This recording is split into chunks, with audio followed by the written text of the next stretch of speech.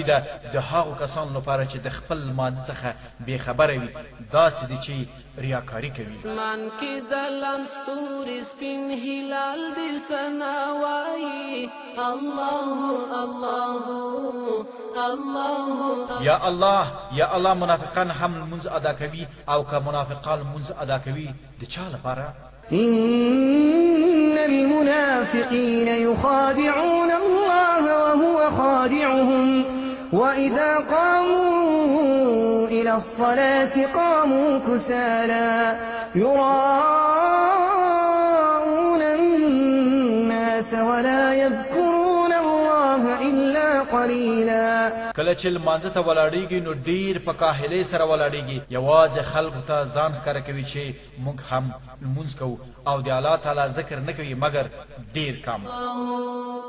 اذان کې پنځه وخته تور بلال دې ثنا وایي الله الله یا الله هغه کسان چې د لمونځ په ادا کولو کې سستی کوي او په نیک کار کې خفه کیږي د هغوی په وړاندې ستا څه فرمان دی وما منعهم أن تقبل منهم نفقاتهم إلا أنهم كفروا بالله وبرسوله ولا يأتون الصلاة إلا وهم كسالى ولا ينفقون إلا وهم كارهون او د دوی د خیرات قبلېدو څخه بل هیڅ شی معنی نه دی بغیر دی چې دوی په الله تعالی سره او د هغه پر رسول سره کافران شوي دي او لمونځ نه کوي مګر په کاهلۍ یعنی په سستۍ سره او په نیک کار کې خرڅ نه کوي مګر په ناخوښۍ سره الله الله لا إله إلا الله لا إله إلا الله لا إله إلا الله هغه کسانو ته ګواښ او اختاریه چې لمونځ د اهانت یا مسخرو کولو یا د هغه د وجوب څخه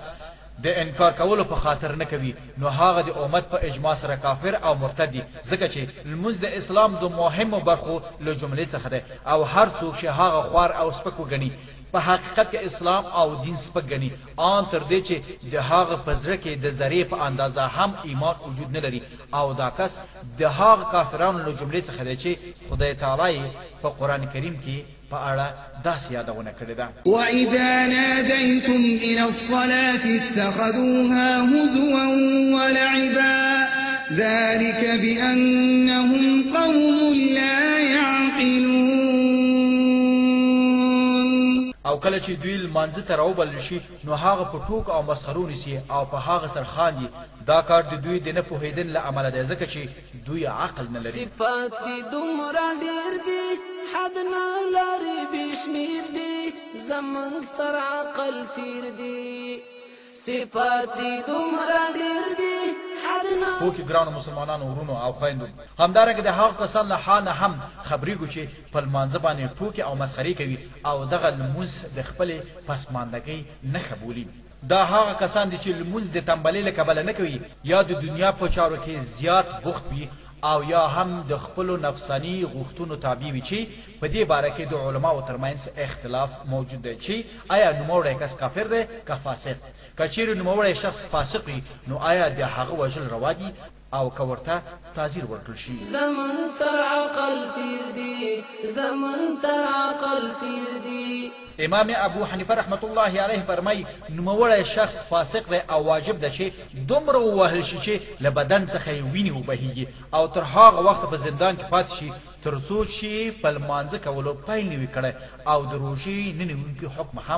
هم دا دی امام مالک او امام شافعي وایي نوموړی شخص فاسق دی نه کافر مګر په قمشینه وهل ورته کافي نه دي که لمونځ نه کولو ته دوام ورکوي نو باید ووژل شي یعنی قتل شي امام احمد بن حنبل رحمت الله علیه په خپلو مشهور روایتو کې وایي چې لمونځ نه کوونکی کافر دی او له دین څخه وتلی دی او بې له وژلو څخه بله سزا نه لري او همدارنګه واجب ده چې ورڅخه د توبې ویستلو غوښتنه وشي که یې قبوله کړه هغه دې خوشې کړی شي او که یې قبوله نه کړه نو غاړه باید پرې کړی شي قرآن کریم لمونځ نه کول د کفارو له خصوصیات څخه ګڼل دي وَإِذَا قِيلَ لَهُمُ ارْكَعُوا لَا يَرْكَعُونَ او کله چې دوی ته وویل شي چې رکوع وکړئ نه رکوع نه کوي الله الله الله الله اسمان کی ځلان ستوري سپین هلال دې ثنا وایي الله الله الله الله. لوی خدای جل وعلا شانو په قران عظیم شان کې هغه کسان چې لمونځ نه کوي د قیامت په ورځ هغوی داسې ستایي.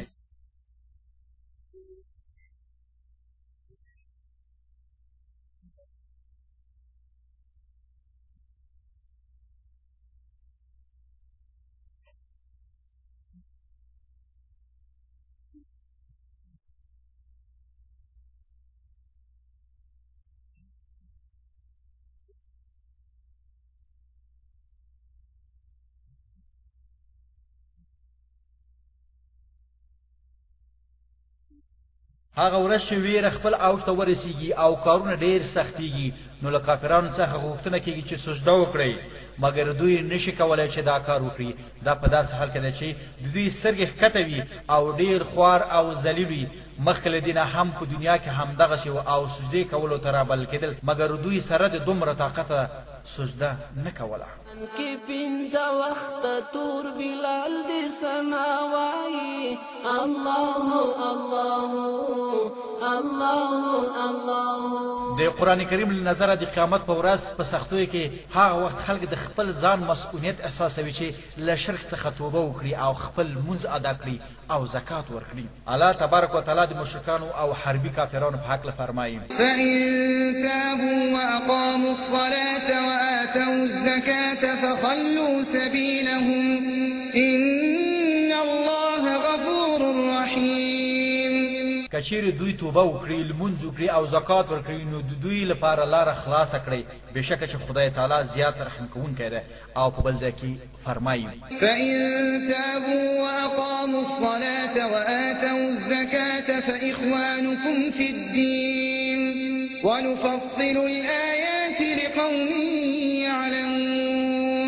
کدوی له کفر څخه توبه وکړي لمونځ وکړي او زکات ورکړي نو له دوی سره کار ملري او ساس دینی ورونه دي موږ خپل آیاتونه د علم د خاوندانو لپاره بیانوو. لا اله الا الله لا اله الا الله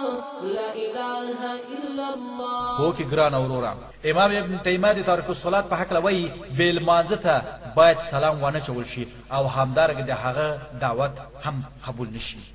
وای یو پلار خپل لور باید تارک الصلات په نکاح ورنکړي ځکه لمونځ نه کوونکی مسلمان نه ګڼل کیږي او نه کوي چې له مسلمان سره نکاح وکړي او نوموړی شخص نشي کولای چې د خپل بچیانو او ښځې په تربیه کې امانتکار اوسي. هر ساغرتن پوتو ويا ويا الله الله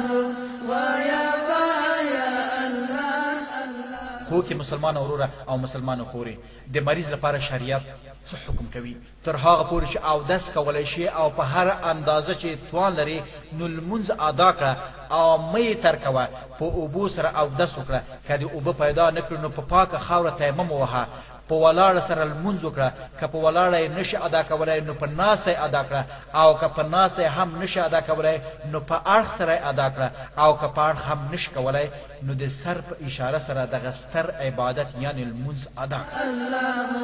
هم پناستا پملاستا پتلو ويا ويا الله الله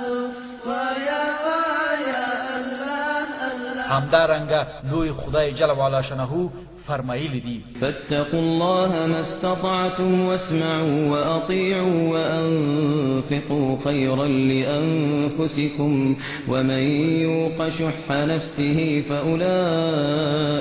فأولئك هم المفلحون. نو تر کومه حد پورې چې توان لري له الله څخه ویریږي او د هغه فرمان ته غوږ ونیسي او د هغه څخه مطابقت وکړي او د هغه په لار کې نفقه وکړي ستاسو د خپل ځان د خیر لپاره او هغه کسان چې د خپل نفس له بخل او حس څخه وساتل شو نو هم دوی بریالي دي.